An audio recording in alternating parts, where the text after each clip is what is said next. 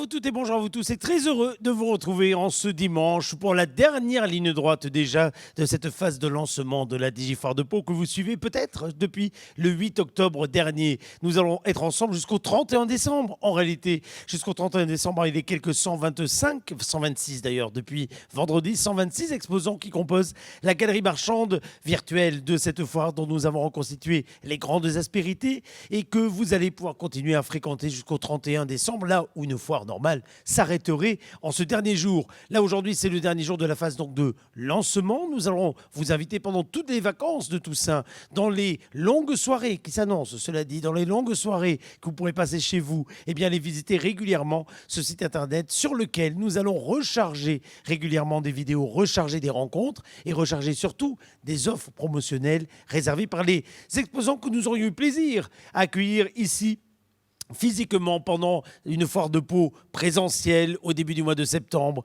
Malheureusement, impossible, et on le comprend encore mieux aujourd'hui qu'hier, impossible de se rassembler, impossible de permettre cette rencontre physique, d'où l'idée de mettre en place cette rencontre virtuelle d'abord, physique ensuite, parce que tout le principe de cette foire de Pau, c'est de vous mettre en contact avec des commerçants, avec des artisans, avec des professions libérales, avec des prestataires de services qui, dans les 9 thèmes que nous retrouvons dans cette galerie marchande virtuelle qui s'est affichée juste derrière moi, déclinent finalement tout ce qui concerne l'amélioration, la transformation, la rénovation de l'habitat pour les uns, les services, les loisirs, parce qu'il y en aura toujours, et on le souhaite pour les autres, tout ce qui concerne également l'accompagnement des seniors pour certains, les produits gastronomiques et les produits de notre terroir pour beaucoup, le shopping d'une manière générale, les nouveautés automobiles et les nouveautés dans le domaine des 2 roues avec 2 salons qui sont déclinés au cœur même de cette exposition et en particulier le salon de l'automobile dont nous découvrirons tout à l'heure quelques nouveautés, 17 marques au total ont décidé de mettre en place dans ce salon de l'automobile des nouveautés. Nous sommes allés filmer ces nouveautés au cœur même des concessions de ce territoire et en particulier de l'agglomération paloise. Et puis, en visitant les stands, vous allez pouvoir jouer et gagner de très nombreux cadeaux. Avec qui? Avec les commerces de proximité que l'on retrouve au cœur de l'agglomération paloise, et en particulier au cœur du centre-ville de Pau, pas simplement le centre d'ailleurs, au cœur de la ville de Pau. Les commerçants Pau Commerce qui vous offrent de très beaux cadeaux avec notre complicité. Vous pouvez gagner soit 1 000 € avec la visite des différentes pages de la Digifoire de Pau, 1 000 €, et ça sera jusqu'au 26 octobre, donc ça va durer pendant pratiquement toutes les vacances de Toussaint. Vous allez sur le site, vous allez sur la case dédiée à ce jeu, et puis on va vous inviter à aller visiter les autres pages. Par tirage au sort, si votre bulletin est tiré au sort le 26, vous gagnerez 200 € et vous pourrez multiplier par 2, par 3, par 4, par 5 cette somme simplement en allant trouver des totems qui tous les jours bougent de stand en stand. Ainsi, si vous jouez tous les jours jusqu'au 26, vous pourrez tous les jours tenter de gagner jusqu'à 1 000 € de chèque cadeau Pau Commerce. Et puis en regardant toutes les vidéos comme celles que nous commettons maintenant en ce dimanche, eh bien vous allez pouvoir également gagner 500 € de chèque cadeau et 3 trottinettes offertes par les commerçants du centre-ville de Pau.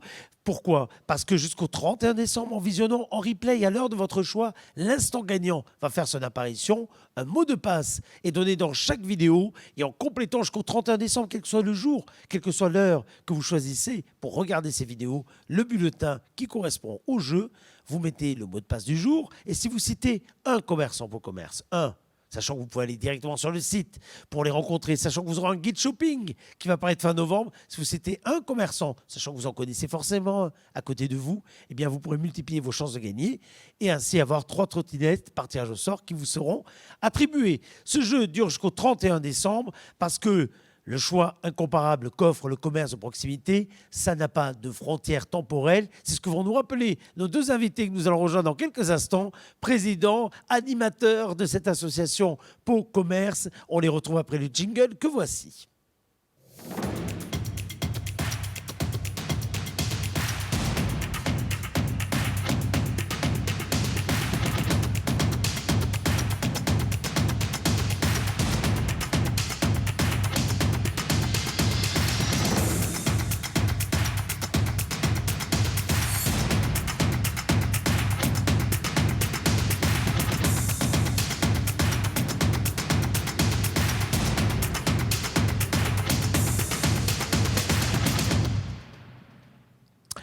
Bonjour Thomas, bonjour Henri Fourcade, respectivement l'animateur, le directeur de cette association Pau Commerce et le président qu'on a déjà reçu plusieurs fois dans nos plateaux parce que ça fait des années que Henri incarne la représentation du commerce de proximité au sein de l'association Pau Commerce avec quelques autres figures emblématiques du commerce du centre-ville. Vous portez, mon cher Henri, haut et fort les couleurs d'un commerce qui se veut évidemment serviciel, qui se veut ô combien agile en matière d'adaptation, qui se veut dynamique et qui se veut aujourd'hui plus que jamais au service d'une population. Je dis plus que jamais parce que les temps que nous traversons font que pour beaucoup de vos adhérents, il y a non seulement la volonté de travailler, d'offrir du service, mais il y a la nécessité de s'adapter aux contraintes que les uns les autres subissent au quotidien. Bonjour mon cher Henri. Bonjour, oui, alors effectivement, j'ai été président pendant plusieurs années, aujourd'hui vice-président.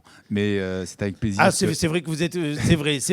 L'équipe Comme vous êtes bureau. éternellement dans le bureau, évidemment.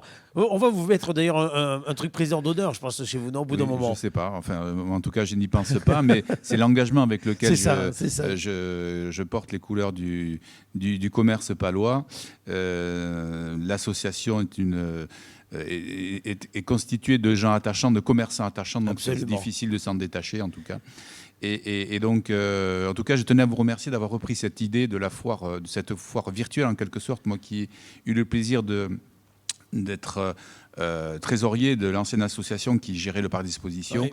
Et vous avez eu tout à fait raison de prendre cette initiative et de poursuivre cette idée de la foire de Pau virtuelle. C'est important, cette foire virtuelle. Nous y avons participé participons depuis de nombreuses années.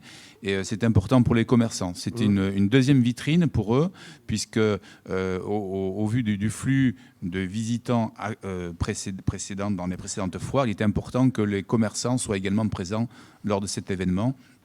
Et surtout, il est d'autant plus important à l'heure actuelle que cette période est vraiment très compliquée pour nos commerçants palois. C'est ça. C'est pour ça que je commençais par eux, parce que j'ai une pensée, évidemment, certains viennent immédiatement à l'esprit, mais les restaurateurs en particulier, les bars, restaurants, hôtels, je ne pense même pas, je ne peux même pas oublier les professionnels de la nuit, puisque certains font partie également de l'association, mais il n'y a pas que, finalement, qui ont dû s'adapter pour continuer à faire le cœur de métier, faire du commerce dans le sens le plus noble du terme, rendu service à la population. Il faut souligner le travail, l'investissement de ces indépendants, parce que pour beaucoup de vos commerçants adhérents, ce sont des commerces indépendants. Ce sont des commerçants indépendants où... Même s'ils sont rattachés à des familles, à des enseignes, etc. Mais eux, dans leur boutique et dans leur indépendance, je dirais, de gestion quotidienne. Bien sûr, ce sont des porteurs de projets locaux, c'est-à-dire des gens qui habitent la région, qui habitent Pau, et qui s'investissent sous enseigne ou fanion indépendant, mais en tout cas, ils sont dévoués, ils aiment le commerce et il faut les aider aussi. Il faut que les Palois participent au commerce palois. Alors, ce commerce palois, Thomas, vous avez appris à le connaître au fil du temps. Il y a peu de temps, finalement, que vous êtes au sein de l'association, même si maintenant vous commencez à vous installer. Vous êtes arrivé à la tête de l'association il y a combien de temps, Thomas ?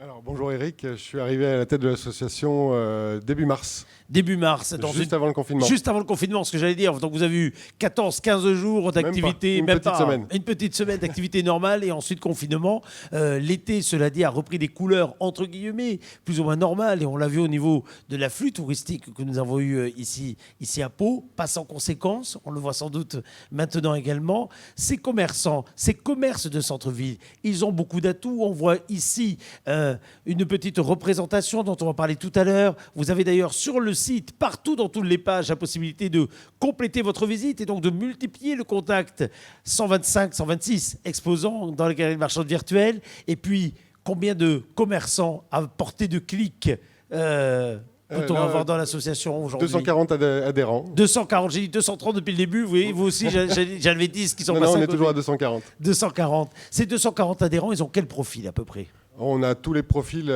qui se dessinent dans l'association. C'est ça qui est intéressant, justement, c'est de voir cette diversité qu'offre le centre-ville. On se rend plus compte ou on ne fait pas attention, mais on a la plus grosse galerie à ciel ouvert dans le centre de Pau.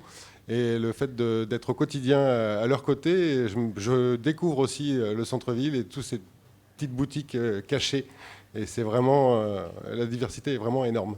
Alors le commerce de centre-ville, il a beaucoup d'atouts qui se déclinent évidemment avec un contact direct, de la proximité, de la chaleur. Une offre, Henri, vous voyez où je veux en venir, une offre commerciale qui se veut extrêmement riche, qui se renouvelle. Je dis ça parce que certains, il y a toujours le verre à moitié plein, à moitié vide, certains y voient des signes parfois de faiblesse, on peut y voir pour le consommateur des signes au contraire de quelque part de renouvellement, de réappropriation, de replaisir qu'on peut trouver à revenir dans des rues dont en effet les enseignes peuvent changer au fil du temps. Oui, bien évidemment, et c'est normal. Il y a des commerçants qui évoluent, alors, et qui veulent se déplacer aussi de certaines rues à des rues qui ont plus de flux piétonniers. Mais il y a des porteurs de projets nouveaux, et plus précisément depuis septembre, on sent bien qu'effectivement, les porteurs de projets, des gens qui veulent s'investir dans le commerce, sont présents. On a des appels et puis on a des contacts aussi avec la chambre de commerce, avec la municipalité. Bon, voilà, mais pour commerce également, bien évidemment. Donc il y a une dynamique qui se remet en place, une légère dynamique. Il faut bien le préciser quand même. Ben les temps sont compliqués, hein, faut bien le dire, pour faire du commerce, pour investir, pour se décider à ouvrir avec toutes les inconnues que l'on a sur les conditions d'ouverture, sur les horaires d'ouverture, sur le nombre de personnes qu'on peut accueillir dans les boutiques. Vous avez vu que la règle une personne pour 4 mètres carrés a finalement fait son apparition au détour des dernières annonces pour les espaces commerciaux. Ça veut dire que tous les magasins vont devoir prendre en compte cette logique-là, ce qui n'était pas le cas encore il y a quelques heures. Hein, il y a quelques heures. Ces commerçants, ils se préoccupent également de donner de la facilité d'accès à leur boutique. Je dis ça parce que depuis bien longtemps, vous êtes engagé dans le fait d'offrir des heures de parking à vos clients. Est-ce que c'est toujours d'actualité, Henri ? C'est toujours d'actualité, c'est important aussi, ça permet de valoriser le client. C'est-à-dire le commerçant offre à tarif préférentiel des heures de stationnement, 2 heures de stationnement. Il y a une demi-heure qui est gratuite, hein, il faut le savoir, oui. Aussi. Oui, d'ailleurs, toute personne venant, on ne le sait pas forcément, mais toute personne venant se stationner à Pau, la première demi-heure, elle est gratuite. Voilà, tout à fait, elle est gratuite. Et puis, avec ce complément de ticket parking qui est offert par le commerçant, par notre intermédiaire, eh bien, ça valorise encore plus le client. Ça fait toujours plaisir d'avoir un petit cadeau de la part de son commerçant. Oui, Thomas, l'offre de parking au centre-ville de Pau, finalement, elle est assez dense. Souvent, on a les images d'Épinal. Qu'à certains moments, à certaines heures, le parking principal, par exemple, le Clémenceau, qu'on connaît bien, peut vite saturer ou autre. Mais si on additionne bien tous les parkings que l'on a en souterrain, Bosquet, Les Halles, Clémenceau, Beaumont, qui est dorénavant beaucoup moins occupé malheureusement par les congressistes, par manque de congrès, j'en passe et des meilleurs, Verdun, évidemment Verdun, plus toutes les places qu'on a au centre-ville. L'offre parking, elle est réelle. L'idée, c'est de passer au-delà de la barrière prix qu'il peut y avoir au travers de ces tickets. On est d'accord, Thomas ? Oui, tout à fait. Je m'aperçois en étant au bureau régulièrement et pour vendre ces tickets, les commerçants se sont appropriés ces tickets parking justement pour offrir à leurs clients ce confort. Encore faut-il que les clients reconnaissent le client Pau Commerce, non pas le client, le commerce Pau Commerce. Alors, comment est-ce qu'on reconnaît un commerçant Pau Commerce ? Alors, question toute simple, Thomas, comment est-ce qu'on vous l'identifie ? Il a le sourire ? Déjà, évidemment, c'est déjà un premier signe. Vous avez tout à fait raison, mon cher Henri, de le dire. Alors, il y a un petit visuel, Pau Commerce. Oui, sur les vitrines, normalement, on retrouve le petit macaron Pau Commerce. On va le revoir là en gros plan. Vous avez également la possibilité, évidemment, d'aller sur le site internet de Pau Commerce. Vous y allez au travers du site, en plus, de la digifoiredepau.com. Vous cliquez sur les différentes pages de jeu, vous cliquez sur les différentes annonces. Vous rentrez dans une galerie marchande, là également, en tout cas dans une galerie de présentation, de vitrines à ciel ouvert. Et puis, vous aurez bientôt un nouveau guide shopping qui va permettre d'en savoir plus sur où trouver quel commerce et quel service. C'est ça, le guide shopping va sortir fin novembre et on va pouvoir retrouver tous les adhérents à l'intérieur, sachant qu'il y a beaucoup de nouveaux adhérents qui sont arrivés, surtout des jeunes. Donc il y a pas mal de nouvelles boutiques qui méritent d'être visitées. Et puis, je le dis d'ores et déjà, on n'a pas forcément parlé, mais je vous le redis, ici sur ce même site, foiredepau.com, puisqu'on est ouvert jusqu'au 31 décembre, vous retrouverez ces portraits d'adhérents, puisqu'ils vont arriver petit à petit dans le guide shopping et qu'on mettra en ligne la possibilité d'aller chercher ces adhérents, ou en tout cas d'aller chercher le guide shopping, parce qu'il va être en papier, mais j'imagine qu'on va l'avoir également en version dématérialisée. Oui, tout à fait, on le retrouvera sur le site, et aussi bien sur le site PoCommerce que sur le site Facebook de l'association. Absolument. Alors d'ailleurs, puisqu'on en parle, vous avez, on va remettre également le visuel précédent, vous avez un outil qui est un outil très pratique que vous mettez en avant sur la page Facebook, sur le site internet, que nous mettons en avant dans les différents jeux. Ce sont les chèques cadeaux pour commerce. Je dis très pratique parce qu'on va entrer dans une période où la fin d'année va commencer à arriver, où très vraisemblablement la situation ne va pas forcément nous permettre d'avoir les mêmes types de rassemblements, de regroupements, de façon de faire des cadeaux que par le passé. Et les chèques pour commerce, Henri, ça peut être une façon avec, je dirais, une simple attention, non seulement de faire plaisir, mais en plus de donner un coup de main, un coup de projecteur, un soutien au commerce de proximité. Oui, bien évidemment, c'est d'autant plus important, enfin, on l'a rappelé en début d'émission, il faut les aider, ils sont présents, ils s'investissent dans la ville, ils ont le sourire, comme je disais tout à l'heure, avec un peu d'humour, mais c'est un sourire forcé peut-être, mais ils sont quand même présents et actifs. Ça, c'est très important, il faut les aider. Absolument. Et puis, dans des périodes que nous avons connues, au mois de mars, au mois d'avril, au mois de juin, beaucoup, dès qu'ils ont pu rouvrir, étaient là au rendez-vous pour rendre le service. Certains n'ont jamais fermé au regard de leurs activités. C'est important de le dire. On a besoin du commerce, on a besoin du commerçant. On l'a bien senti à ce moment-là et dans les périodes que nous allons continuer à vivre.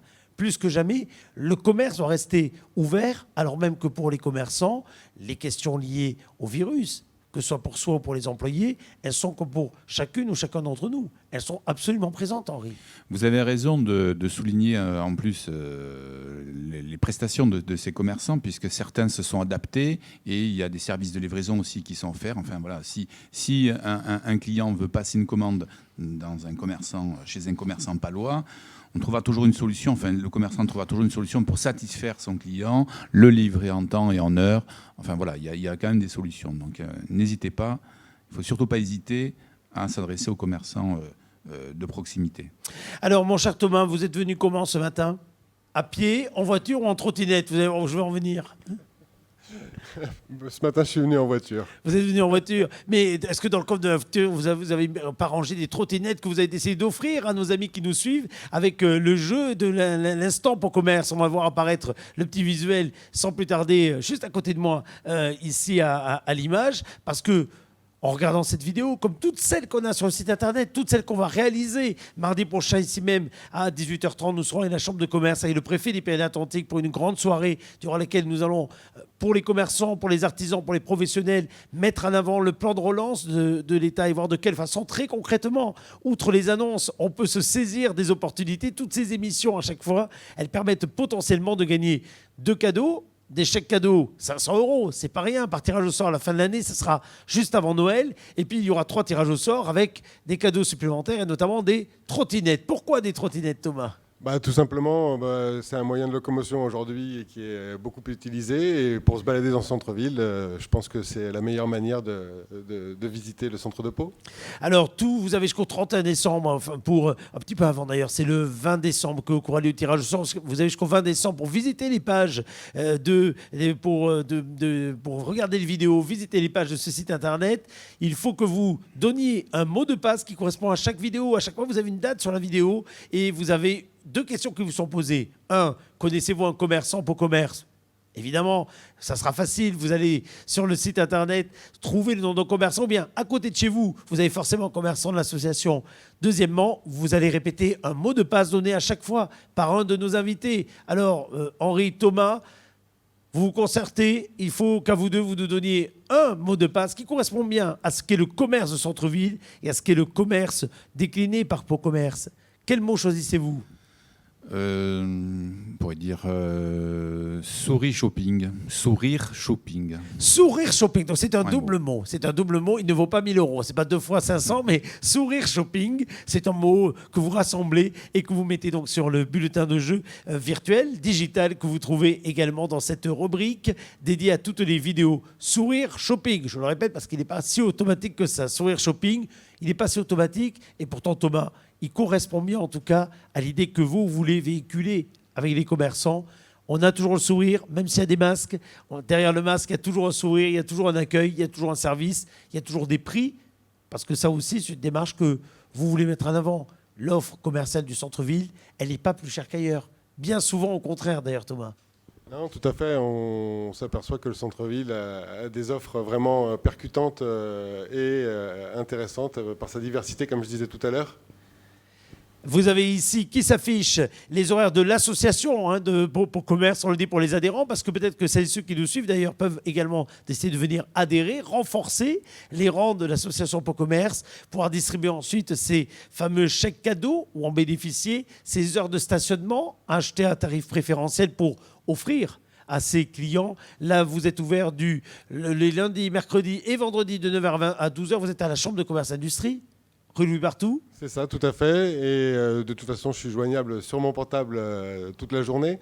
Et je pense qu'aujourd'hui, vous le disiez, par rapport au fait de venir adhérer à l'association, je pense que c'est aujourd'hui justement qu'il faut s'unir, être ensemble, vraiment réunir en étant à l'association, ce que je veux vraiment, c'est unir tous les commerçants et artisans de Pau, qu'on soit tous ensemble, vraiment pour réinventer, entre guillemets, 2021, puisqu'on a demandé aux commerçants de se réinventer pendant le confinement, ce qu'ils ont fait. Et je pense qu'aujourd'hui, il faut construire demain. Absolument, construire demain avec notamment des atouts qui sont déjà en place, qui ont été, au cœur même d'une revitalisation du centre-ville, les halles de Pau, bien entendu, les futurs aménagements qui vont continuer à avoir lieu dans le centre-ville et le renouvellement de l'offre dont vous parliez tout à l'heure, autant de signaux qui viennent accompagner une transformation qui sera inéluctable du commerce au regard de la situation que nous vivons et le fait d'être groupés, le fait d'être ensemble, d'avoir des logiques de circuit de plus en plus courts, y compris dans les produits de la vie quotidienne, quelque part. Ce sont des évolutions de la société qu'il faut noter. Henri. Oui, bien sûr. L'idée, c'est de mutualiser les moyens. C'est ce que nous faisons avec l'association Pau Commerce. Nous mutualisons les moyens de diverses commerçants, donc adhérents, et c'est bien connu, lorsque nous sommes plus nombreux, nous sommes plus forts. Merci beaucoup. Privilégiez les commerces de centre-ville de Pau pour vos achats, et notamment parce qu'on va arriver bientôt vers les périodes de fin d'année, vous aurez le loisir de découvrir un choix comparable pour des achats de qualité. Merci à tous les deux d'être là. Comment on dit Sourire shopping. Sourire shopping. C'était du spontané, je ne sais pas si non, mais j'entends bien. Non, mais j'entends bien. Sourire shopping, ça marche bien. Merci beaucoup à vous. On se retrouve dans quelques instants avec un autre exposant que nous allons visiter et qui est installé au cœur de la galerie marchande www.djfoiredepau.com. À tout de suite.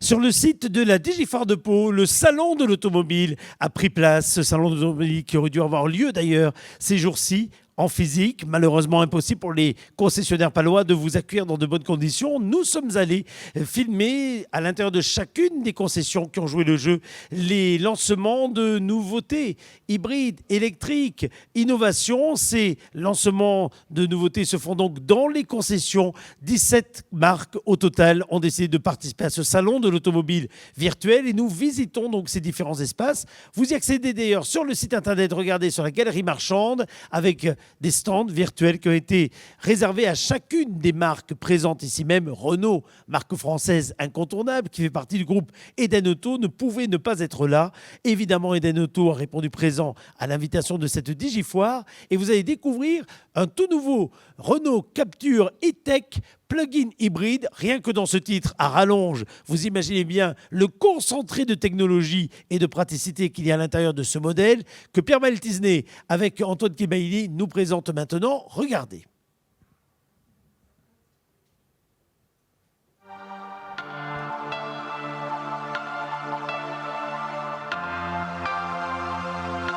Nous sommes à la concession Eden Auto Renault Pau en compagnie de François Corrales, chef des ventes véhicules neufs. Merci de nous recevoir ici devant un véhicule on ne peut plus neuf puisque vous venez de le recevoir. C'est ce nouveau Renault Captur E-Tech qui a la particularité d'être hybride. C'est une nouvelle politique, on peut le dire, chez Renault. Présentez-nous un petit peu ce véhicule. Exactement, donc c'est la gamme hybride rechargeable donc, qui lance la nouvelle politique Renault pour les moteurs efficients. On a cette technologie qui est déclinée sur la Clio hybride et sur la Mégane Estate hybride. Estate, c'est le break, hybride rechargeable. Donc il y aura une partie de la gamme qui est hybride rechargeable et une gamme qui sera hybride, full hybride, qui se recharge toute seule. On n'aura pas besoin de recharger la voiture. La spécificité de ce modèle, c'est donc la technologie hybride rechargeable. C'est 2 moteurs électriques pour le capture hybride. On a 2 véhicules en un, d'une certaine façon. On a une voiture électrique qui va permettre de rouler en électrique jusqu'à 65 km en ville en tout électrique.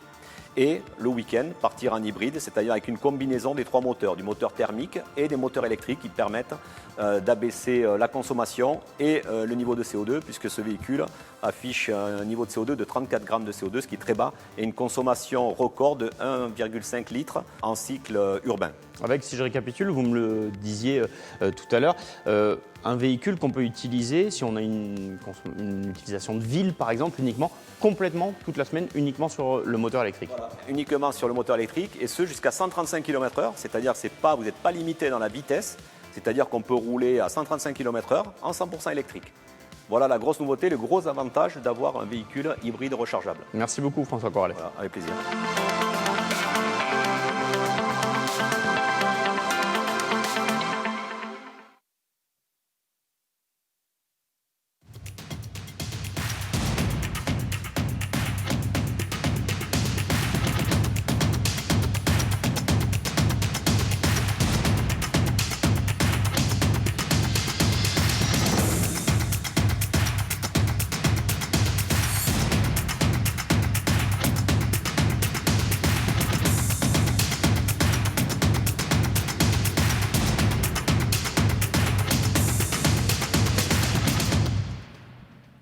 Bienvenue si vous nous rejoignez au cœur de cette Digifoire de Pau qui va durer jusqu'au 31 décembre prochain. Le mois d'octobre est un mois traditionnellement de sortie de nouveaux véhicules et de mise en avant de véhicules dans le monde de l'automobile, notamment les années de mondial de l'automobile. Ça aurait dû être le cas en 2020 avec une nouvelle édition du mondial de l'automobile dont le salon de l'auto à Pau aurait été, comme le veut la tradition, le pur et direct prolongement. Impossible de tenir ces 2 manifestations. Cependant, ici, sur digifoiredepau.com, nous avons le plaisir de vous présenter les nouveautés issues des différentes marques, 17 au total, des concessionnaires palois. Voici une nouvelle marque que vous retrouvez au cœur de la galerie marchande de digifoiredepau.com. Regardez, elle va s'afficher à l'écran, je vais la découvrir en même temps que vous. Nous allons partir, me semble-t-il, on va remonter sur cette image chez Fiat, parce que nous allons découvrir la Fiat 500e.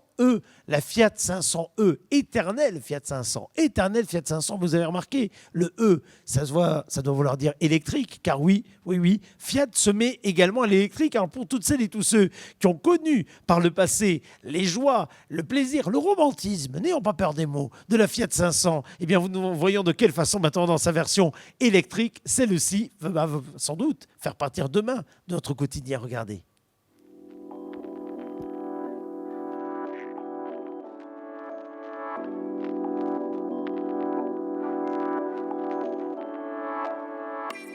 Nous sommes à la concession Fiat Navarauto à l'Escar en compagnie de Bruno Sala, responsable de site, qui nous présente alors un modèle culte évidemment dans la gamme Fiat, mais celui-ci est inédit, 100% électrique. Bruno, la Fiat 500e, et ça commence par l'extérieur déjà qui change complètement. Décrivez-nous un petit peu cette nouvelle Fiat 500.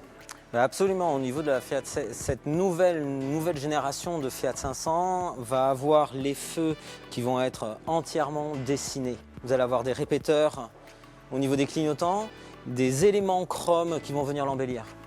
Le logo Fiat a été entièrement redessiné. Ces jantes vont prendre 17 pouces, ce qui va lui permettre d'avoir une assise complète sur la route. 6 cm de plus en longueur, 6 cm de plus en largeur et 2 cm en plus par rapport à son empattement. Ça c'est pour son aspect global, sous le capot, 100% électrique. Comment elle fonctionne, comment elle roule cette Fiat ? Alors cette Fiat, comme vous l'avez dit, 100% électrique. Une motorisation qui va vous permettre d'avoir 118 chevaux en puissance. Ça va être relié à une batterie de 42 kWh qui va vous permettre d'avoir 320 km d'autonomie. Et un mode éco, Sherpa, qui va vous amener à 400 km d'autonomie. À l'intérieur, l'habitacle, qu'est-ce qui évolue, qu'est-ce qui est nouveau? J'imagine que tout a été restylé, repensé dans cette nouvelle Fiat 500e. Au niveau de l'intérieur, c'est une grande montée en gamme, avec un tableau de bord épuré, un écran 7 pouces, une tablette en 16/9, tactile, peu de boutons, pour ça la simplicité d'utilisation, et bien sûr toutes les aides à la conduite, pas moins de 9, vont vous permettre d'être dans la sécurité la plus totale. Une nouvelle Fiat 500e à découvrir à partir de novembre en concession. Merci Bruno Sala. Merci beaucoup, l'avenir est à elle, et à bientôt dans les concessions Fiat du groupe Navarauto.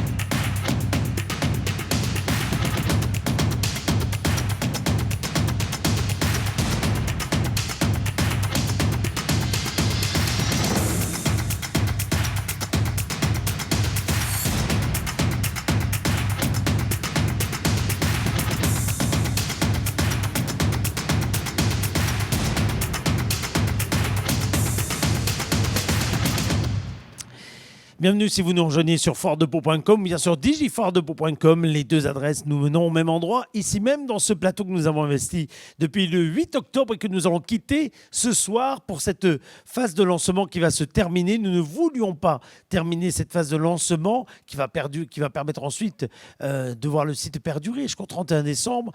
Nous ne voulons pas nous arrêter sans recevoir la Croix-Rouge française avec Michel Niel, présent ici même, qui est le président de l'unité locale de Pau, avec François Chapon, chargé de communication, qui le fut professionnellement dans une vie antérieure, dans laquelle nous nous sommes maintes fois croisés et qui, maintenant que l'activité professionnelle s'est arrêté, a tenu à s'engager, ça ne m'étonne pas, auprès d'autres structures, et notamment la Croix-Rouge française. Alors Michel Niel, on l'a souvent reçu dans les émissions, en tout cas on a souvent parlé de la Croix-Rouge française dans les émissions de Bonsoir le Béarn, mais il était logique que vous soyez présent ici même, parce que si la foire avait eu lieu, on aurait mené des actions avec la Croix-Rouge pour sensibiliser le public sur ce que représente la Croix-Rouge en termes d'engagement, en termes d'actions très concrètes sur le terrain, en termes également de boutiques, parce que puisque l'on est dans une foire aujourd'hui et que l'on met en avant des boutiques virtuelles, on va parler d'une boutique bien réelle mise en place par la Croix-Rouge. Nous en parlerons dans quelques instants, la Vesti Boutique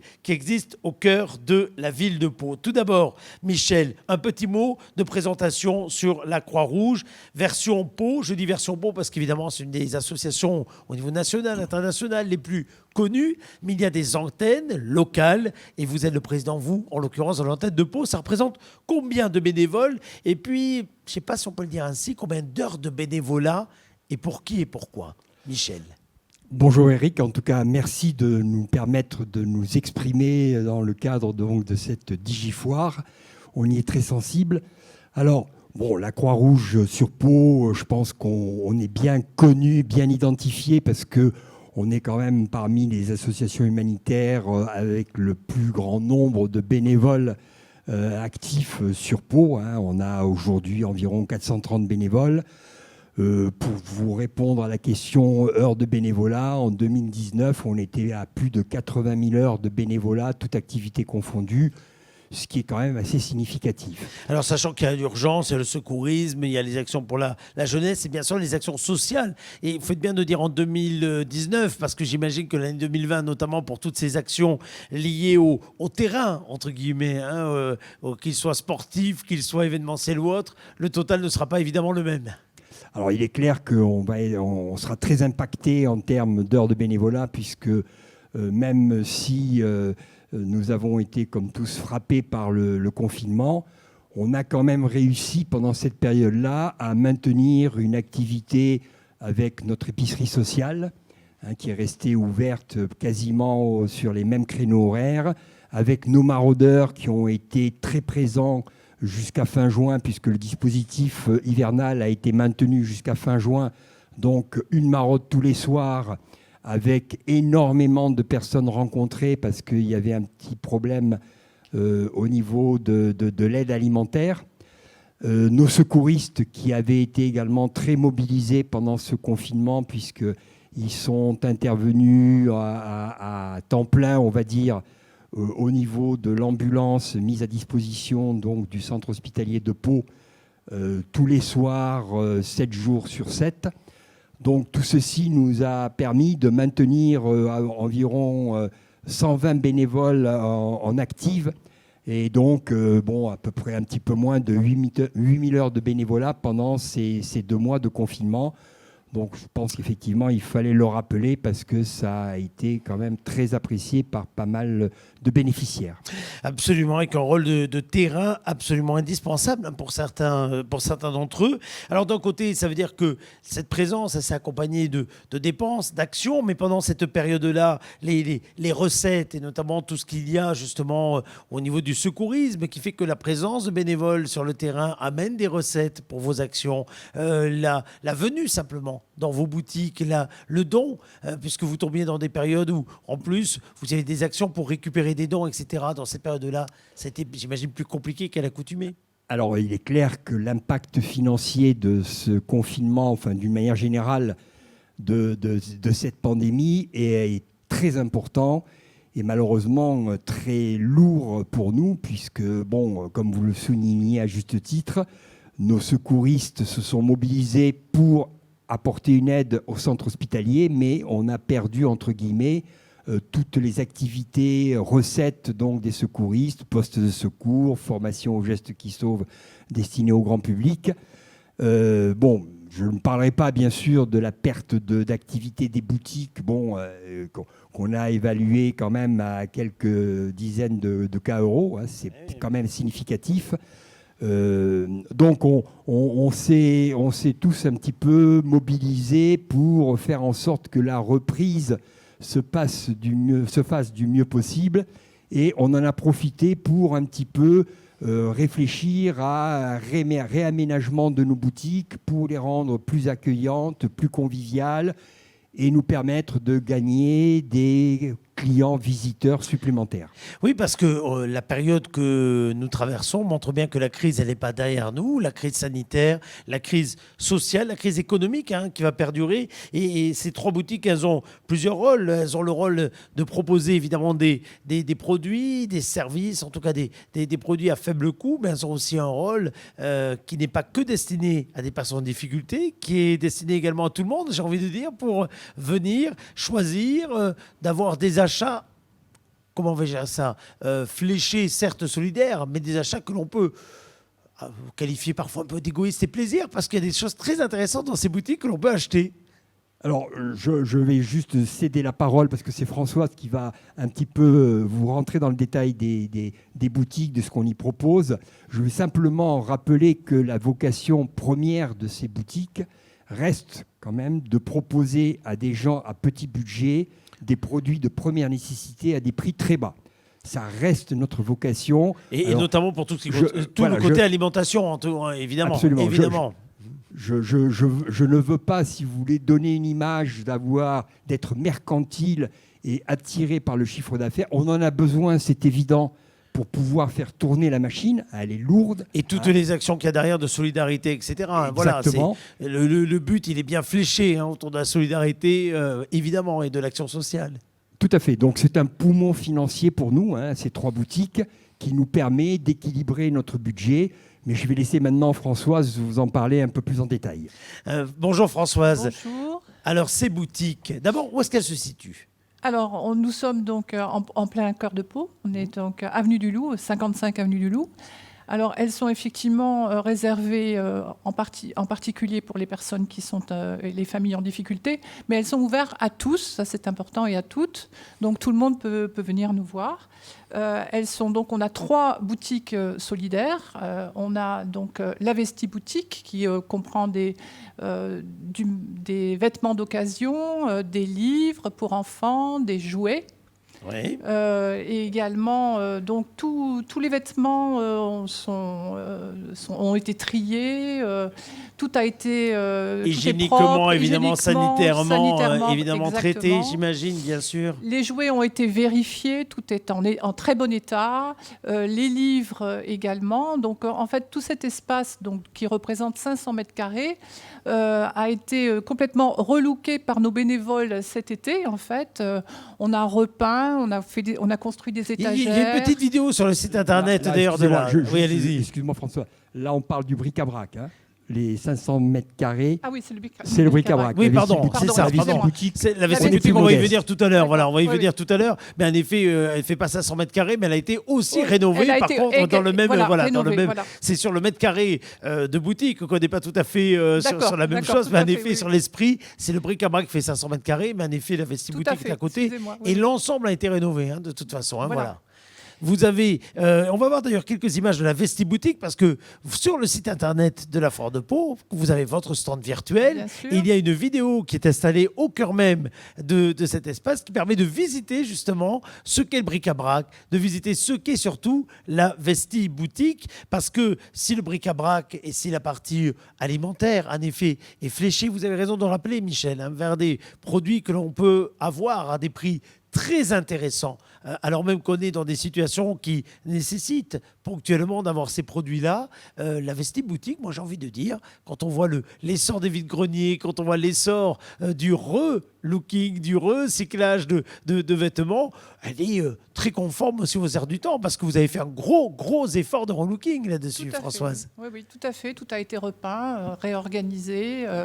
On a fait des îlots, voilà. Donc, et on peut vraiment acheter des vêtements pour pas cher, c'est-à-dire qu'il y a à partir de 2 €.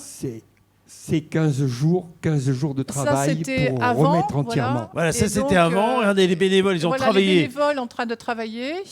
Oui, avec cœur, on le sent bien. Tout à fait. Et énergie, et compétences, parce que c'est des vrais métiers. Là, on voit bien que les bénévoles, vous êtes allés chercher toutes les compétences de chacun. Là, toutes les compétences de chacun, voilà. Avec beaucoup de couleurs, c'est très harmonieux. Et regardez le résultat. Voilà. Super boutique avenue du Loup, avec ce petit endroit lié au livre, parce que on le trouve surtout dans le livre, dans le domaine du livre, de la culture, et puis évidemment dans tout ce qui est le shopping malin, plaisir, éco-responsable.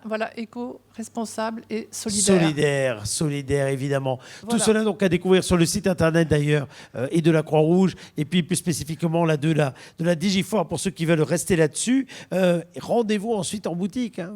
Ces boutiques elles vont être ouvertes comme une vraie boutique. Là, on va arriver dans les périodes de vacances et puis bientôt les périodes de fêtes. Voilà, justement, pour l'instant, elles sont ouvertes du lundi au vendredi, mais on a le projet, elles seront certainement ouvertes le samedi, les 3 premiers samedis en décembre, et puis ensuite on a le projet de les ouvrir également en janvier, le premier samedi de chaque mois, le matin, je précise, les samedis matins, de 9h à 12h30.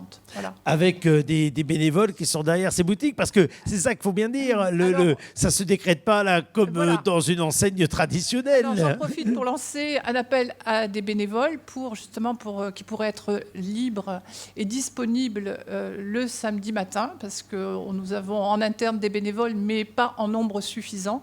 Et donc, je lance vraiment cet appel à des bénévoles. Donc, qu'on n'hésite pas de venir tenir boutique. Alors, bien sûr, on l'a vu avec nos invités précédents, être commerçant, c'est un métier. Mais cela dit, là, c'est une action bénévole de venir en boutique, de venir conseiller, de venir aider, de venir finalement faire de l'accueil, Michel. Parce que ces boutiques, c'est aussi des lieux où l'on croise les uns les autres, où le lien social peut se dérouler avec prudence, vu les périodes, mais se dérouler mine de rien. Absolument, c'est une des finalités de nos boutiques, c'est de permettre la mixité sociale, hein, c'est-à-dire de permettre à des gens qui n'ont pas de revenus, hein, on mélange volontairement, si vous voulez, des populations qui sont un peu en situation d'exclusion avec des gens qui, comme vous, moi, qui viennent faire des achats pour nous aider. Donc ça, c'est très important pour nous. Je voudrais juste, si vous me le permettez, revenir aussi, on a beaucoup présenté la Vestiboutique, parce que c'est vrai que ce sont les derniers travaux mis en cours. Excusez-moi, j'ai un chat dans la gorge. Mais on a aussi entièrement rénové le bric-à-brac. Alors, je ne sais pas si vous avez un petit montage. Je crois qu'il y a un petit film également du bric-à-brac qui est sur le site, internet. Le bric-à-brac n'a plus rien à voir aujourd'hui avec ce qu'il était avant. Il est beaucoup plus convivial, il est clair, il est accueillant, tout est bien présenté. On a reformé un peu le personnel à l'accueil des visiteurs. Donc voilà, je voulais un petit peu remettre l'accent sur cette activité. Regardez, on va le voir à l'écran et en plein écran, cet espace Donc, de vente qui lui fait 500 mètres carrés. Pour Oui, bien se candidater, absolument, voilà. absolument. avec un ensemble d'objets du quotidien, mais dans le sens très large du terme. Et alors, y compris pour ceux qui aiment un peu chiner, y compris pour ceux qui aiment un petit peu les objets vintage, eh bien n'hésitez pas à aller vous y rendre parce que vous avez quelques petites pépites. On a beaucoup de belles vaisselles, par exemple. Ah, très bien. Ça, c'est intéressant. Beaucoup de bibelots. De très jolis meubles. De très beaux meubles. Et en fait, on a fait des îlots par thème. Voilà, donc c'est complètement très agréable. On va refaire passer ces deux vidéos pendant toute la durée de la fin de cette interview. Puis encore une fois, toutes ces vidéos, vous les retrouvez sur le site de la Digifort de Pau. Et puis rien ne vaut évidemment la visite en boutique. Mais vous avez raison de dire que le bric-à-brac, il a deux utilités, quand même, Michel. Des objets du quotidien et puis des objets pour se faire plaisir, l'un n'étant pas antinomique à l'autre. Absolument. Et puis, il a aussi, au même titre que la Vestiboutique, une vocation d'aide pour les gens qui sont en très grande difficulté, puisque par envoi avec un dossier donc, d'un travailleur social qui estime que la situation d'une famille ou d'une personne isolée nécessite une acquisition gratuite, nous distribuons gratuitement à des personnes qui nous sont envoyées par des travailleurs sociaux des équipements ménagers, mobiliers, vêtements, etc. Donc ça, c'est aussi une vocation extrêmement importante de nos boutiques. Absolument. Nous avons une troisième boutique, qui est la nouvelle boutique. Donc là, ce sont des vêtements. Vous pouvez retrouver des vêtements, des chaussures, des accessoires. Mais là, c'est que du neuf. Voilà, c'est des grandes marques qui nous ont confié, donné leur invendu et que nous pouvons aussi mettre à disposition des familles aussi. D'accord, que les marques vous ont donné directement voilà, en fait. Voilà, pour peu de sous, peu d'argent. Bien sûr. Se acheter des vêtements neufs. Voilà. C'est très très bien. Ce que l'on voit, c'est que évidemment les besoins vont être là, encore plus demain qu'ils ne le sont déjà aujourd'hui. Et Dieu sait si aujourd'hui déjà la situation nécessitait des actions concrètes et qu'il y a certes évidemment les produits qu'on peut acheter, certes les boutiques qui vont fonctionner, mais enfin vous allez toujours avoir besoin de dons. De dons en temps, on l'a bien compris, les bénévoles, mais de dons également, évidemment, en sonnant et trébuchant, Michel. Absolument. Donc, bien sûr que, comme toute association humanitaire, nous avons besoin, dans ces périodes difficiles, de dons financiers. Mais je compte plus, si vous voulez, sur nos propres ressources, avec donc nos boutiques et nos clients. Bon, vous voulez nous aider, aidez-nous en venant acheter à bas prix dans nos boutiques. Vous nous ferez un immense plaisir en faisant cela. Je voudrais également, puisque vous nous en donnez l'occasion, Eric, à faire un petit appel très précis. Nos maraudes donc, qui ont fonctionné pendant tout l'été à raison de 3 maraudes par jour ont un peu épuisé le petit stock que nous avions en couverture, vêtements chauds. Donc nous nous rapprochons alors que l'hiver approche. Rapprochons maintenant de la période des froids, la période hivernale. Donc je lance un petit appel à ceux qui pourraient nous aider en faisant des dons, couvertures, vêtements chauds pour nos maraudeurs, puisqu'on va basculer à partir de fin novembre, dès que le plan dispositif hivernal sera décrété par les services de la préfecture.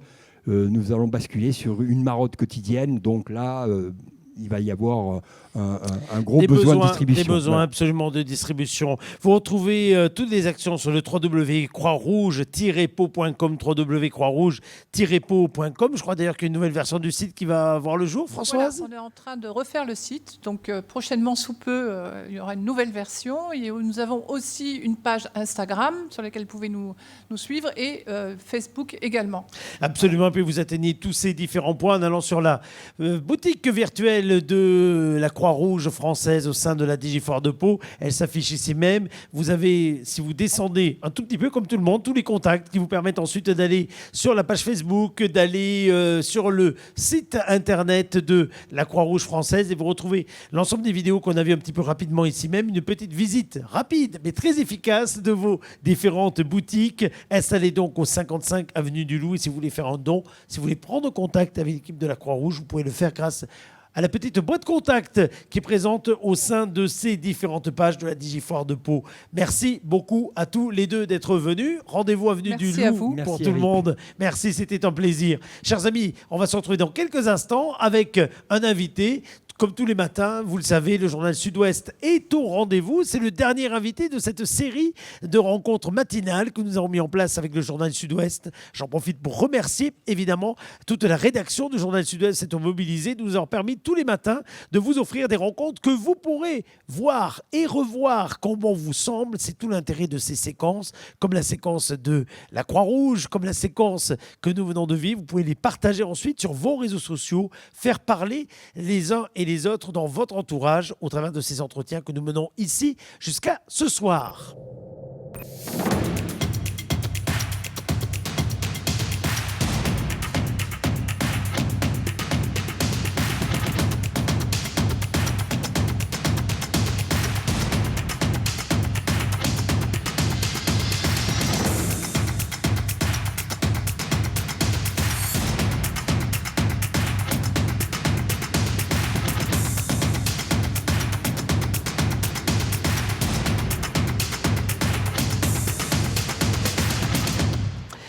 Et bienvenue si vous nous rejoignez sur le plateau de la Digifoire de Pau au cœur du hall Aragon, par des expositions de Pau jusqu'au 18 octobre. Nous avons le plaisir d'enregistrer tous les jours des rencontres, des émissions, des programmes qui ont vocation à être partagés jusqu'au 31 décembre prochain.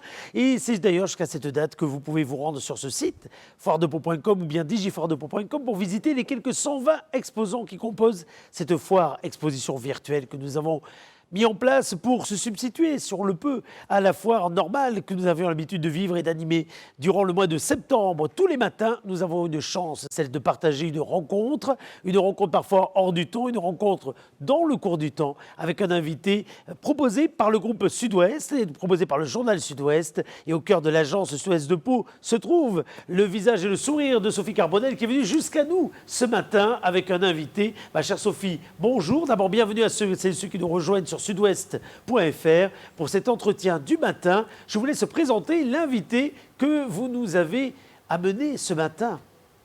Oui, bonjour Eric. Donc ce matin, on reçoit Olivier Muchada, qui est viticulteur au Clos Bellevue, à Cuqueron. Est-ce que vous pouvez nous présenter votre domaine, s'il vous plaît ? Oui, bien sûr. Donc moi, je suis viticulteur à Cuqueron, à côté de Monin, donc sur une exploitation familiale où je suis en GAEC avec mon frère. Donc moi, je me suis installé en 2003 sur la partie viticole. Et mon frère, lui, qui est revenu 10 ans après moi, donc en 2013, s'est installé sur la partie élevage. Vous avez combien d'hectares ? 11 hectares de vignes. 11 hectares de vignes. Vous faites du Jurançon, du vin de pays ? Voilà, tout à fait. Donc on fait les deux Jurançon secs et moelleux. Et également des vins de pays, donc en demi-sec et rosé. Très bien. Donc cette année a été très particulière, 2020, pour tout le monde, mais aussi pour les viticulteurs, puisqu'on a eu des vendanges exceptionnellement précoces. Tout à fait, ouais. C'est jamais arrivé sur toute la France, semble-t-il, avec à peu près 15 jours d'avance, c'est ça ? Oh oui, même 3 semaines, quoi. Vous aviez jamais connu ça ? Jamais connu ça. Donc moi, il n'y a que depuis 2003, donc j'ai pas un recul énorme. Même mon père, qui est installé depuis 72, n'a jamais vu ça. Enfin, c'est Alors comment ça s'explique ? une été très très sec, quoi. Vraiment très très sec, une maturité très précoce, qu'on n'a même pas pu anticiper. Enfin, moi, j'ai halluciné quand il a fallu que je lance mes vendanges tout début septembre. C'est-à-dire que tout doucement, dans l'été, vous avez continué à regarder vos raisins et vous ne pouviez pas vous dire, tiens... Alors, là, je savais qu'il y aurait une dizaine de jours d'avance, mais pas autant, quoi. Et avec une si belle qualité, enfin, je crois n'avoir jamais rentré un aussi beau raisin si tôt, quoi. D'accord. Si tôt, ça c'est sûr, mais aussi beau, jamais. Alors aussi beau, ça veut dire qu'il va y avoir un bon rendement sur ce millésime ? Alors les rendements sont catastrophiques, pardon. C'est vraiment très très joli en qualité, mais rendement très petit. On n'est pas sur des raisins qui sont trop sucrés à cause du soleil ? Très très très sucré, donc ça va faire des grands moelleux. Les secs, j'ai anticipé de les rentrer très tôt, donc je suis sur des degrés qui sont tout à fait corrects pour des secs, mais les moelleux vont être exceptionnels. Alors, je suis obligé de parler Covid. C'est dommage d'avoir une si belle récolte et de ne pas pouvoir la vendre, quoi. Enfin, pour l'instant, voilà, parce qu'on est en ce dur, moment, normalement, en septembre, vous entamez la tournée des salons. Tout à fait. Et là, donc, les 3/4, peut-être pas tous sont annulés. Alors, pour l'instant, je n'ai fait aucun salon. Je suis en salon moi, du 15 septembre au 15 décembre. Tous les week-ends, je n'en ai fait aucun. Ils sont tous annulés, là ? Tous annulés. Annulés ou reportés pour certains. Donc on a essayé de faire des vignerons, des groupements où on fait des drives sur des parkings de salles. On appelle nos clients pour essayer de les toucher, mais c'est très difficile de faire bouger les gens, enfin très difficile. Donc là, vous recevez plutôt à l'exploitation pour vendre votre... Pour l'instant, je me suis vraiment consacré vin. sur mes vendanges. Ça faisait quand même 15 ans que moi, je n'avais pas vinifié parce que j'étais tout le temps en salon. Et donc là j'ai récupéré, j'ai remis la main à la pâte et je me suis vraiment régalé. Et la vente, en ce moment, je n'ai pas fait grand-chose. Je me suis vraiment consacré sur mes vendanges. Mais est-ce que pour le coup, vous êtes inquiet justement pour les ventes?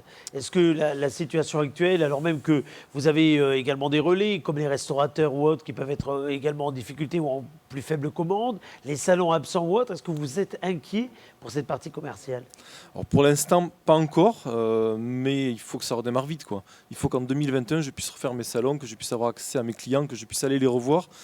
Pour l'instant, on entretient ça virtuellement, mais bon, je ne suis pas très virtuel, j'aime vraiment le contact avec mes clients. J'ai vraiment besoin d'aller vers eux et bon, il ne faut pas que ça dure trop longtemps. Voilà. Au niveau des exportations, justement, tout est aussi bloqué là Alors je ne fais pas du tout d'export. D'accord. Personnellement, moi, sur mon domaine, je fais que du national et beaucoup de particuliers. Ouais. Voilà. Et alors, c'est particulier. Quand ils parlent de vos vins, quels sont les termes qu'ils emploient le plus? J'aurais pu poser la question évidemment à Sophie, qui les connaît parfaitement, j'imagine. Mais comment vous qualifiez vos vins? Comment vous aimez, pardon, qu'on parle de vos vins? Le Jurançon, c'est un terroir. Le Jurançon, c'est un terroir, ça fait rêver les gens. On a une petite appellation au bout de la France. Tout le monde en a entendu parler, mais personne ne connaît vraiment. Donc chaque fois que je bouge n'importe où en France, les gens, ils ont tous entendu parler de Jurançon. Et ils viennent naturellement vers nous. Et ça, c'est vraiment une super publicité. Et derrière l'image du Jurançon, ils y mettent quoi? Justement, parce que vous dites que tout le monde a entendu. Un vin équilibré, un vin léger, un vin fruité. C'est un vin qui fait rêver, je trouve. Il y a un très très bon retour sur les salons. Sophie? Oui, parce qu'on on sait que depuis quelques années, le moelleux peut-être est un petit peu moins apprécié. Tout à fait, ouais. Voilà. Alors on part un peu plus sur les secs et il y a de très bons secs, très bons Jurançon secs qui commencent à De plus en percer. plus, ouais. Quelle particularité ils ont justement ces Jurançon secs? On est sur des vins très très fruités, excessivement fruités et avec une acidité très fraîche. Et là même, on peut remarquer ça aussi sur les moelleux. On a des vins sucrés, fruités et une finale sur l'acidité. Mais comme vous dites, les moelleux sont un petit peu boudés en ce moment. Mais à Jurançon, on sort quand même notre épingle du jeu de par cet équilibre, qui est vraiment super. Et par rapport je voudrais revenir sur les vendanges, là, on est sur un millésime qui va ressembler à celui de 2003, où on avait connu aussi une grosse chaleur l'été. Oui, tout à fait. On avait des degrés très élevés en 2003, mais par contre, on avait perdu beaucoup d'acidité. Et donc, ça a été des vins très atypiques et on n'avait pas la signature des Jurançon, cette finale sur l'acidité, qui est vraiment très importante pour nous. Que là, vous l'avez conservé. Ouais, tout à fait. Ouais. D'accord. On a réussi à conserver une belle acidité, alors moindre que les années normales, on va dire, mais quand même une belle acidité, des vins très bien équilibrés. Et vous avez l'impression que cette année, elle va être vraiment exceptionnelle, ou alors, vous allez voir où je vais en venir, que peut-être par les changements climatiques qu'on annonce ou autres, on arrive à une autre forme à la fois de température, de climat, et donc peut-être ensuite évidemment de conséquences sur la vigne en termes de calendrier. Ça, je ne veux pas trop le voir personnellement. Je préfère me dire que c'est exceptionnel cette année et qu'on reviendra à des années classiques plus tard. J'ai pas envie d'entrer dans le débat, réchauffement climatique, tout ça. Bon, voilà. Mais donc vous voulez rester dans l'idée que c'est exceptionnel. Tout à fait. Pour vous, oui, actuellement. oui. Très. Voilà. Vous travaillez de quelle façon votre vigne? Est-ce que ça a beaucoup évolué, la façon dont vous la travaillez entre votre père et vous aujourd'hui? Alors aujourd'hui, le bio prend une place très très importante au niveau des consommateurs. La demande du bio. Alors je ne suis pas en bio, je n'ai pas fait ce choix-là. Je suis en HVE, haute valeur environnementale, qui est un label qui nous permet de faire attention à ce qu'on fait à la vigne. Aujourd'hui, je pense qu'en 2020, on peut utiliser la chimie intelligemment dans nos vignes. Voilà. Avec précision. Avec précision. Avec précaution. Oui. Mais c'est vrai que ce label, Sophie, le HVE, cette haute valeur environnementale, de plus en plus de viticulteurs, de domaines viticoles, dans plusieurs domaines, mais le Jurançon en fait partie, font ce choix. Mais les particuliers étaient en attente. Si on n'était pas bio, on n'était rien au final. Il fallait vraiment qu'on ait une identité. Moi, je le vois sur les salons, les particuliers venaient vers moi et me disaient « Mais qu'est-ce que vous êtes si vous n'êtes pas bio ?» Donc maintenant qu'on a trouvé qu'on est HVE, ça rassure les gens. Et moi, ça me rassure aussi de pouvoir parler de mon produit comme ça. Et sur le vin de pays, on est comment alors? Ce vin, il va être quoi exceptionnel aussi. Encore. Je suis désolé, cette année c'est comme ça. Mais ça, c'est un produit que j'ai créé il y a 5 ans pour combler le trou que j'avais entre mes Jurançon secs et mes moelleux. Jurançon, soit on est sec, soit on est moelleux. Et j'ai créé un demi-sec, donc en comté tolosan. Et là, on est vraiment sur un produit très facile à boire, très léger, peu alcoolisé. À part cette année où là, il va être un petit peu plus chaud que d'habitude, mais un beau produit. Et le vin de pays, qu'est-ce que vous pourriez dire pour donner envie d'en consommer? Parce que quand on dit vin de pays, on ne pense pas forcément grand vin, on pense vin de table. Oui, mais ça a bien échangé ça aussi. C'est pas parce que alors, les AOC, bien sûr, on s'est battu pour avoir un nom, mais il y a plein de vins de pays qui n'ont pas de nom reconnu, mais qui sont exceptionnels. Des vins de cépage. Moi, j'ai créé ce vin-là pour faire un vin léger, facile à boire. Les Jurançons le sont aussi, mais quand même plus concentrés. Voilà. D'accord. Là, on va rentrer en temps normal, pas en année exceptionnelle, sur le début du vendange tardif. C'est à partir du 2 novembre, je crois, Oui, c'est ça? oui, je crois que c'est ça. Ouais. Bon, vous n'en faites pas, mais vous pouvez peut-être en parler. Est-ce que cette année, il va y avoir la matière pour pouvoir faire des vendanges tardives? Je ne sais pas, parce que là, la météo a bien changé. Il pleut beaucoup. Les pellicules d'orzières ne vont pas résister, je pense, peut-être à rester trop longtemps dehors. Mais bon, après, s'il y a eu des tris de fait avant, ils peuvent rentrer des choses très très très jolies, quoi. Pour ma part, moi j'ai fini mes vendanges il y a plus de 10 jours là, et j'ai rentré des petits mancins à plus de 19 degrés potentiel de sucre. C'était C'est beaucoup. Ah oui, c'est beaucoup. D'accord. C'est une très très belle récolte, quoi. On sent cette année une certaine confiance qui fait plaisir d'ailleurs à entendre. Hein, Il faut s'attacher à ce qu'on peut, quoi. Oui, bien sûr. On n'arrive pas à vendre, mais bon, on a une belle qualité. Voilà. La façon dont vous qui faites beaucoup de salons en temps normal et qui allez à l'encontre du public, qui encore une fois ne connaissent pas forcément le Jurançon comme nous on peut le connaître, ou parfois le méconnaître parce que quand on est voisin, on est souvent finalement les moins bons connaisseurs de certains produits. Vous avez l'impression qu'au fil du temps, l'image change un petit peu du Jurançon. Vous avez l'impression qu'on le connaît mieux sur les salons? Oui, ça c'est sûr, mais aussi même localement, sans aller jusque sur les salons. Quand on fait des fêtes locales, avant on consommait beaucoup de Jurançon moelleux, et aujourd'hui on voit bien que les gens se tournent vers les Jurançons secs. Et même ici, les locaux ne connaissent pas forcément les Jurançons secs, ils sont de très très très beaux produits, quoi. Alors, on pourrait peut-être aussi dire avec quoi on pourrait l'associer quand culinairement on peut le manger. Je reconnais bien votre côté pratique, là, Sophie. Vous Quand avez même, raison. Non, vous avez raison. On sait que le moelleux, on peut le manger avec le foie gras. Voilà, ça c'est du classique. Mais le sec, par exemple, avec quoi on peut le marier? Les Jurançons secs sont très très bien à l'apéritif, parce que très fruité et sec. Après, sur tout ce qui est poisson, crustacés, viande blanche, charcuterie, fromage de chèvre, ça va très très bien. Fromage de brebis? Plus un moelleux. Ah oui. Mais si ça vous fait plaisir, il faut aller. Alors, on n'a pas les dégustations. C'est là où on voit bien qu'on est dans une foire virtuelle, dans une vraie foire, on aurait les dégustations, etc. etc. Cela dit, votre vin, évidemment, on peut venir le goûter, le partager. Vous faites beaucoup d'efforts aussi, d'une façon générale, hein, les vignerons, le vignoble du Jurançon, pour aller vers les consommateurs. Oui. C'est important de faire ce chemin, d'ouvrir de plus en plus aussi vos exploitations, pour expliquer comment vous travaillez, pour expliquer ce que vous faites, pour enlever justement parfois des images malheureusement préconçues autour des traitements ou autres, bref, pour jouer la transparence. Oui, en plus on a la chance d'être à Jurançon qui est une très très belle appellation où on est tous très solidaires. La Maison des Vins, donc à la commande, qui nous fédère tous, et on est vraiment très très très liés. Et parce que vous êtes vigneron indépendant, hein, faut oui, le dire. Oui, tout à fait, vigneron indépendant. Et on est vraiment très liés, et en ces temps de crise là, c'est très important, quoi. Et les expériences de vente de magasins éphémères telles que vous avez très bien, ça, ce qui monté cet été, oui. Il faut perdurer selon vous vers bien ça? Bien sûr, oui. Ça a ramené un petit peu la clientèle locale qui n'allait peut-être pas jusqu'à la commande, qui est un très très beau site, mais c'était beaucoup de touristes qui venaient. Et là, sur le magasin éphémère, on a eu beaucoup plus de local, quoi. Et ça, c'était vraiment très bien. C'est une très très belle initiative.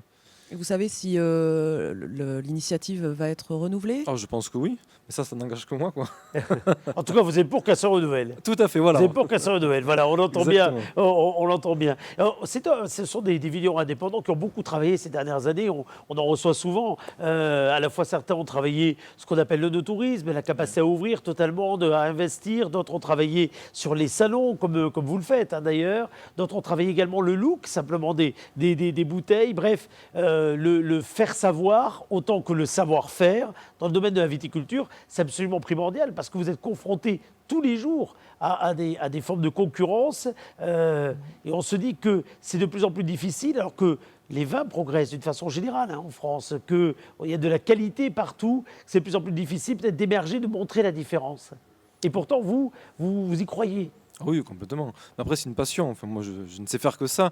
Et on a vraiment, enfin, j'insiste là-dessus, la chance d'être à Jurançon dans cette appellation où on est vraiment tous très solidaires, quoi. Et ça, c'est vraiment une force. On a un groupement qui est très présent et très actif. Puis il y a une typicité très particulière du Jurançon qu'on ne retrouve pas ailleurs parce qu'on est près des montagnes, donc il y a cette acidité. Et ce cépage, le Gros Mansin, qui est quand même particulier, à conserver, à concentrer les sucres et à réussir à conserver l'acidité et la fraîcheur. Ça, c'est vraiment notre signature. On nous a très longtemps comparé au Sauterne, mais le Jurançon, pour moi, est très différent parce qu'on est sur un vin équilibré et on est un vin aujourd'hui qui est très à la mode parce que justement, on est sur un vin léger, facile à boire. Voilà, qui est moins peut-être sucré que le Sauterne. Sauterne. Je ne veux pas critiquer le Sauterne. Non, mais voilà. Et donc cette acidité qui apporte une fraîcheur. Voilà, tout à fait, qui donne envie d'y revenir. C'est ça qui est super, quoi. Merci beaucoup, en tout cas, de nous avoir apporté ce moment. Sophie, on va vers la conclusion de cet entretien. Je vous laisse aller vers peut-être la dernière question. Je sens bien qu'on a là une ambassadrice du Jurançon et en tout cas quelqu'un qui en connaît la valeur. Vous avez l'impression, Sophie, vous qui bourlinguez aussi, qui êtes dans un groupe qui met souvent à l'honneur, d'ailleurs, les productions locales, etc., que le Jurançon a toute sa place dans l'ensemble des produits, des productions de la Nouvelle-Aquitaine, du Grand Sud-Ouest, si je caricaturais?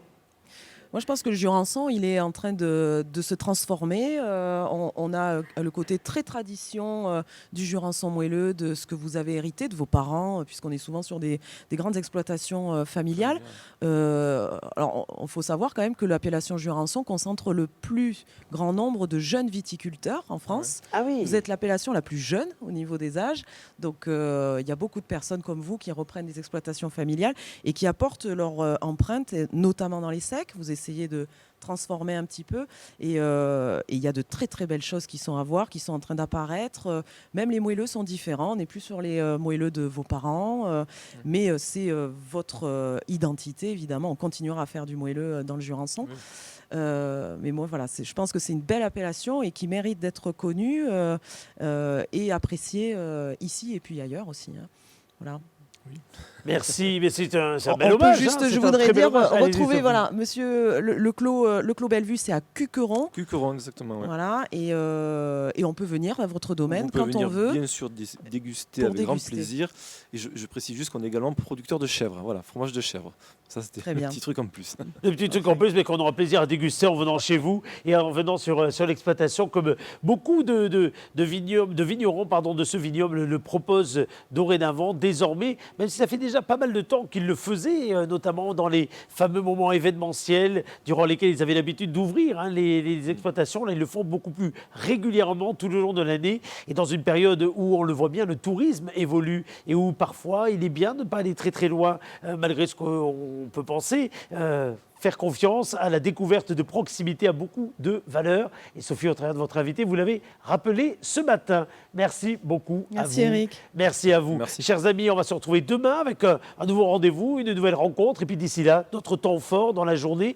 Chaque soir, on parle de l'agriculture de ce territoire et la viticulture fait partie évidemment de cette agriculture du 64. On en parle dans les Agri-Days qui ont lieu sur ce même site, foiredepau.com. Vous pourrez retrouver d'ailleurs également la webconférence de l'agriculture qui fut animée par Romain Billy pour Sud-Ouest, par Nicolas Rebière pour La République et par votre serviteur la semaine dernière, et qui est toujours en ligne sur le site de sudouest.fr, comme l'ensemble de ces entretiens que vous nous faites le plaisir de suivre régulièrement. Merci à vous toutes et à vous tous et rendez-vous très vite sur foiredepau.com ou sur sudouest.fr.